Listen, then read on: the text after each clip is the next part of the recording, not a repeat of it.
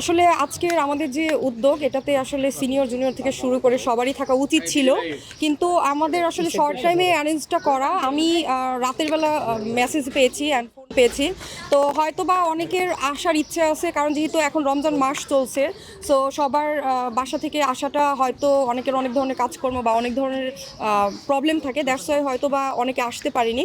But এই জিনিসটা যদি একটু আগে থেকে 2-3 দিন আগে থেকে আমাদের প্ল্যান করা হতো, আমার মনে হয় যে অনেকেই আসতো। এখন রেফারেন্স দিয়ে আসলে যারা আসেন নাই তারা কেন আসেন নাই সেটা তো অ্যাকচুয়ালি আমি বলতে পারছি না, বাট আমরা আমাদের যাদের সম্ভব হয়েছে তারা এসছি। এখন এটা নিয়ে আসলে তর্ক বিতর্ক করে লাভ নাই, কিছুই বলার নাই। আমরা যারাই আসছি, যে উদ্যোগেই আমরা দাঁড়িয়েছি, আসলে আমাদের এখন কে আসলো না আসলো সেটা বিচার করার সময় না।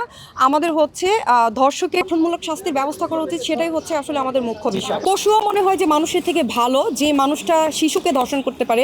একটা শিশু, সে নারী, সে যে একটা নারী সেই অবস্থাতেই তো সে থাকে না। একটা শিশুকে কি করে একটা মানুষ ধর্ষণ করে? বুক কাঁপে না মানুষের?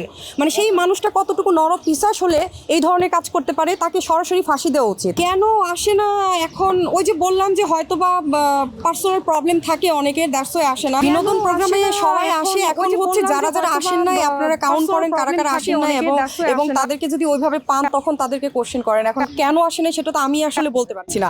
আমার সম্ভব হয়েছে, আমি যদি অনেক অসুস্থ, তারপর আমার মনে হয়েছে এখানে থাকা উচিত, যাওয়া উচিত, আমি এসেছি। এখন কেন অন্য শিল্পীরা আসে নাই সেটা তো আমি বলতে পারবো না, কারণ এটার দায়ভার তো আমার না।